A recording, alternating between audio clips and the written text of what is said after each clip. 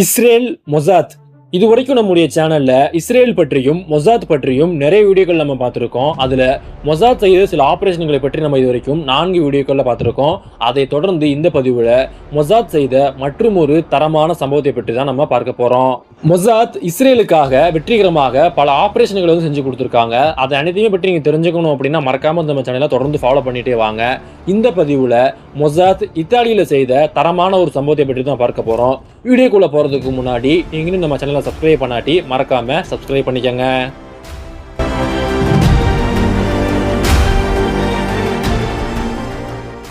1972ஆம் ஆண்டு ஜெர்மனியில் உள்ள மியூனிக் நகரத்தில் ஒலிம்பிக் போட்டி என்பது நடந்தது. அதற்காக உலகில் உள்ள பல நாட்டு வீரர்களும் ஜெர்மனிக்கு வந்தாங்க. அப்படி வந்த வீரர்களை ஜெர்மன் நாட்டு அரசாங்கம் ஒலிம்பிக் கிராமம் எனப்படும் ஒரு கிராமத்தில் வந்து தங்க வச்சிருந்தாங்க.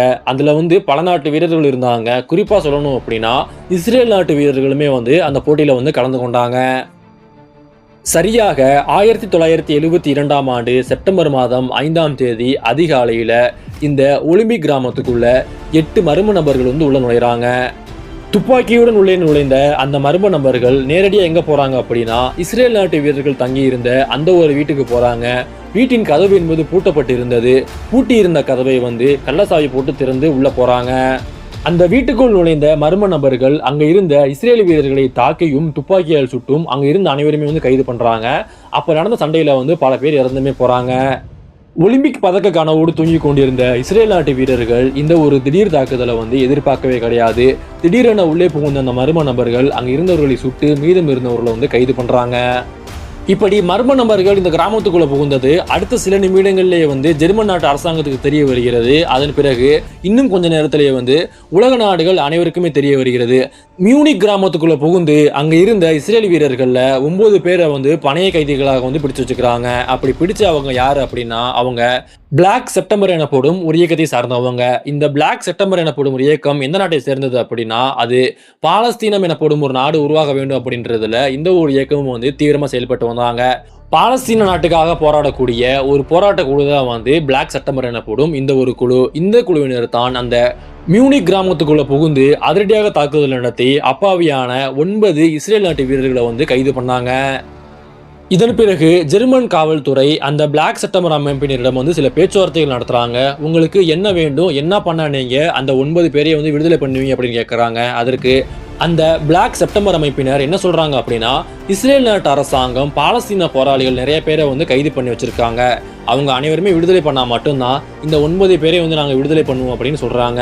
இந்த செய்தியானது அடுத்து இஸ்ரேலுக்கு போகிறது. அந்த சமயத்துல இஸ்ரேல் பிரதமராக இருந்தது யார் அப்படின்னா கோல்டா மெய்ர். இவங்க வந்து ஒரு பெண் பிரதமர். ஜெர்மனி வந்து இஸ்ரேல்கிட்ட சொன்னாங்க, நீங்க பிடித்து வைத்திருக்கக்கூடிய பாலஸ்தீன நாட்டு கைதிகளை வந்து விடுதலை பண்ணா இவங்களும் வந்து உங்க நாட்டு வீரர்கள் வந்து விடுதலை பண்ணிடுவாங்களா அப்படின்னு சொல்றாங்க. ஆனால் அதற்கு இஸ்ரேல் நாட்டு பிரதமர் முடியாது அப்படின்னு சொல்றாங்க. மாறாக நீங்க எங்களுக்கு அனுமதி மட்டும் கொடுங்க, உள்ள புகுந்து நாங்க தாக்குதல் நடத்தி நாங்க யாருன்னு உங்களுக்கு காட்டுறோம் அப்படின்னு சொல்றாங்க. ஆனால் ஜெர்மன் நாடு என்ன சொல்றாங்க அப்படின்னா எங்க நாட்டுக்குள்ள புகுந்து வேறு ஒரு நாட்டினர் துப்பாக்கி தூக்குவதை வந்து எங்களால அனுமதிக்க முடியாது அப்படின்னு சொல்லிட்டு ஜெர்மன் நாட்டு அரசாங்கம் வந்து மறுப்பு தெரிவிச்சிடறாங்க. இதன் பிறகு ஜெர்மன் நாட்டு அரசாங்கமே களத்தில் இறங்குறாங்க. இதன் பிறகு பல கட்ட பேச்சுவார்த்தைகள் என்பது போகிறது. ஒரு கட்டத்துல பொறுமை இழந்த பிளாக் செப்டம்பர் அமைப்பினர் என்ன பண்றாங்க அப்படின்னா நாங்க ஜெர்மன்ல இருந்து வெளியேற போறோம், அதுவும் இந்த 9 பணைய கைதிகளோடு நாங்க வந்து வெளியேற போறோம், எங்களுக்கு ஒரு தனி விமானம் வேண்டும் அப்படின்னுட்டு ஜெர்மன் நாட்டு அரசாங்கத்தில் சொல்றாங்க. ஜெர்மன் நாட்டு அரசாங்கமும் அவங்களுக்காக தனி ஒரு விமானத்தை வந்து தயார் பண்றாங்க. விமான நிலையத்தில் வந்து அவங்க விமானம் ஏறும் பொழுது நம்ம அதிரடியாக தாக்குதல் நடத்தி அவங்க அனைவருமே கொன்றுவிட்டு இஸ்ரேல் நாட்டு வீரர்களை காப்பாற்றலாம் அப்படின்ட்டு ஜெர்மன் வந்து ஒரு திட்டம் போடுறாங்க. இதன் பிறகு பிளாக் செப்டம்பர் அமைப்பினர் வந்து ஜெர்மன் நாட்டு விமான நிலையத்துக்கு வர்றாங்க. அங்கிருந்து தப்பிச்சு போகலாம் அப்படின்னு முயற்சி பண்றாங்க. அந்த சமயத்தில் அவங்களுக்கும் தெரிய வந்துருக்கிறது ஜெர்மன் நாட்டினுடைய ராணுவம் வந்து நம்ம சுற்றி வளர்த்திருக்கின்றது, அவங்க நம்மள தாக்க போறாங்க அப்படின்னு தெரிய வந்தது. அதன் பிறகு அந்த பிளாக் செப்டம்பர் அமைப்பினர் வந்து ஒரு நொடி கூட தாமதிக்காம அவங்க கைது பண்ணி வைத்திருந்த 9 இஸ்ரேலிய வீரர்களையுமே வந்து அந்த இடத்துல சுட்டுக் கொள்றாங்க. அதன் பிறகு ஜெர்மன் ராணுவ வீரர்கள் பிளாக் செப்டம்பர் அமைப்பினை சார்ந்தவர்கள் மீது வந்து சரமாரி துப்பாக்கி சூடு நடத்துறாங்க. அதுல வந்து பல பேர் இறந்து போறாங்க. எஞ்சி இருந்தது 3 பேர் மட்டும்தான். இந்த ஒரு சம்பவத்துக்கு பிறகு ஒலிம்பிக் போட்டி என்பது மீண்டும் தொடங்கி நடந்து கொண்டிருந்தது. ஆனால் இஸ்ரேல் நாடு வந்து கண்ணீரில் மூழ்கி போயிருந்தது. அந்த சமயத்துல யூதர்கள் என்ன நினைச்சாங்க அப்படின்னா, யூதர்களினுடைய உயிர் அவ்வளவு மலிதாக போய்விட்டது என்று நினைச்சாங்க. எப்படியாச்சும் நடந்த ஒரு சம்பவத்திற்கு வந்து நம்ம பழிக்கு பழி வாங்கி ஆகணும் அப்படின்னு சொல்லிட்டு இஸ்ரேல் நாட்டு அரசாங்கம் முடிவெடுத்தாங்க. 9 இஸ்ரேல் நாட்டு வீரர்களை சுட்டுக் கொன்ற பிளாக் செப்டம்பர் அமைப்பினரை வந்து எப்படியாச்சும் வந்து பழிவாங்கணும் அப்படின்னு சொல்லிட்டு அவங்களை பழிவாக்குவதற்காக இஸ்ரேல் வந்து மொசாத்தை வந்து உள்ள இருக்கிறாங்க. மொசாத்திடம் வந்து அடுத்ததாக இந்த கேஸ் என்பது போகிறது. அந்த சமயத்துல மொசாத்துக்கு ஒரு மிக பெரும் சிக்கல் இருந்தது. அது என்ன அப்படின்னா, இந்த பிளாக் செப்டம்பர் அமைப்பினர் யார், இவங்க வந்து ஒரு பாலஸ்தீன விடுதலை குழு என்பது மட்டும் தெரிய வந்தது. ஆனால் இவங்க யாரு, இவங்க எங்க இருந்து செயல்படுறாங்க, இதுல யார் யார் இருக்கிறாங்க என்ற தகவல் வந்து கிடைக்கவே இல்லை. இது மட்டும் இல்லாம அன்றைய காலகட்டத்தில் பாலஸ்தீனத்துல வந்து பாலஸ்தீன விடுதலை குழு என்ற பேர்ல வந்து நிறைய குழுக்கள் இயங்கி வந்தாங்க. அவங்களுக்குமே வந்து இந்த பிளாக் செப்டம்பர் யாரு, அதுல யார் யார் இருக்காங்க என்ற தகவலுமே கிடைக்கல. இந்த பிளாக் செப்டம்பர் எனப்படும் ஒரு அமைப்பினர் மிகவும் ரகசியமாக செயல்பட்டு மிகவும் ரகசியமாக வந்து அவங்களுக்கு வேண்டிய வேலையில வந்து பண்ணி கொண்டிருந்தாங்க. இது வந்து மொசாத்துக்கு ஒரு மிக பெரும் சிக்கலாக இருந்தது. அவங்களுக்கு எந்த ஒரு குழுவுமே வந்து கிடைக்கல. இருந்தாலுமே மொசாத் களத்துல இறங்கி ரொம்ப தீவிரமா வந்து ஆராய்ச்சி பண்றாங்க. பாலஸ்தீனத்துல எத்தனை விடுதலை போராட்ட குழுக்கள் இருக்கின்றன, அதில் எத்தனை பேர் இருக்கிறாங்க, அதன் தலைவர்கள் யார், அவங்க எங்கெங்க தொடர்பு வச்சிருக்காங்க அப்படின்ட்டு மிகவும் தெளிவாக ஆராய்ச்சி பண்ணி அனைத்து தகவலையுமே சேகரிக்க ஆரம்பிக்கிறாங்க. இப்படி மொசாத் ஒரு பக்கம் அவங்க வேலையை பார்த்து கொண்டிருந்த சமயத்துல மறுபுறத்துல இஸ்ரேல் நாட்டின் பிரதமராக இருந்த கோல்டா மேயர் வந்து கமிட்டி எக்ஸ் எனப்படும் ஒரு குழுவை வந்து ஆரம்பிக்கிறாங்க. அந்த குழுவில் வந்து மொத்தமே 3 பேர் தான். ஒன்னு அந்த நாட்டினுடைய பிரதமர் மற்றும் 2 அமைச்சர்கள், இவங்க 3 பேர் மட்டும்தான் இருப்பாங்க.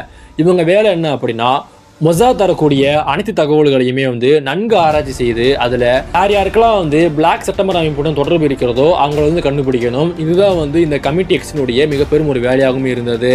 இதன் பிறகு மொசாத்தும் கமிட்டி எக்ஸும் பல கட்ட ஆதாரங்களை அலசி ஆராய்ச்சி பார்த்ததுல கடைசியாக வந்து ஒருத்தர் வந்து டார்கெட் பண்றாங்க. அவர் யார் அப்படின்னா வைல்ஸ் வாட்டர். இவர் தான் வந்து பிளாக் செப்டம்பர் இயக்கத்துக்கு தகவல் கொடுக்கின்ற ஒரு முக்கியமான புள்ளி அப்படின்ட்டு வந்து கண்டுபிடிக்கிறாங்க. இவர் எப்படியாச்சும் போட்டு தள்ளணும் அப்படின்னு நினைக்கிறாங்க. அந்த சமயத்துல வைல்ஸ் வாட்டர் எங்க இருந்தார் அப்படின்னா இத்தாலி நாட்டில் இருந்தாரு. இத்தாலியில வச்சு வந்து இந்த வைல்ஸ் வாட்டரை போட்டு தள்ளணும் அப்படின்னு மொசாத் வந்து அடுத்த திட்டமும் போட்டாங்க. அடுத்ததாக மொசாத்தினுடைய ஆட்களை வந்து இத்தாலிக்குள்ள வந்து நுழைகிறாங்க. இத்தாலிக்குள்ள நுழைந்த அவங்க வந்து இந்த வைல்ஸ் வாட்டரை வந்து தீவிரமா கண்காணிக்கிறாங்க. வைல்ஸ் வாட்டர் யாரு, அவர் எங்க போறாரு, என்ன பண்றாரு, என்ன வேலை பார்க்கறாரு, அவருடைய காதல் என்ன, அவர் எப்ப வீட்டுக்கு வருவாரு போவார் என போடும் அனைத்து தரவுகளையும் வைல்ஸ் வாட்டருக்கே தெரியாம மிகவும் ரகசியமாக குறுகிய காலகட்டத்திலேயே வந்து அவங்க சேகரிச்சிடுறாங்க. இதன் பிறகு இந்த வைல்ஸ் வாட்டரை எப்படி போட்டு தள்ளலாம் அப்படின்னு ஒரு திட்டமும் போடுறாங்க. அவங்க என்ன திட்டம் போடுறாங்க அப்படின்னா, வைல்ஸ் வாட்டர் எப்பவுமே வேலையை முடிச்சுட்டு இரவு வந்து தாமதமாக தான் வீட்டுக்கு வருவாரு.